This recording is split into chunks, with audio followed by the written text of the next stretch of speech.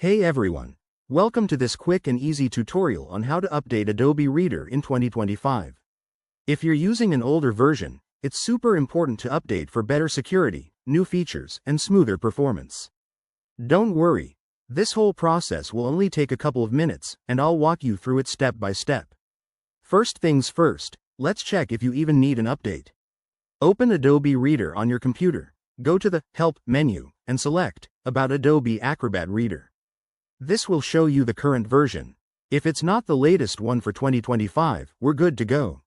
Next, fire up your web browser and head over to the official Adobe website at www.adobe.com. Navigate to the Acrobat Reader section, it's usually right on the homepage. Look for the Download button for the free Acrobat Reader DC, which is the latest version. Before you click Download, make sure you're selecting the right version for your operating system, like Windows or Mac. Adobe makes it easy with options for different devices. Once the download is finished, find the installer file in your Downloads folder and double-click it to start the installation. Follow the on-screen prompts. It's mostly just Next buttons from here. If Adobe Reader is open, you might need to close it first to avoid any conflicts. After the installation wraps up, restart your computer to make sure everything takes effect properly.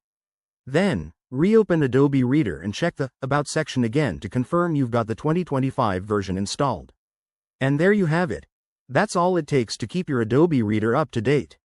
Regular updates help protect your files from potential security risks, so make this a habit. If you run into any hiccups, Adobe's support page has great resources, or drop a comment below for help. Thanks for watching. If this video helped you, give it a thumbs up, subscribe for more tech tips, and hit that bell icon so you never miss an update. See you in the next one.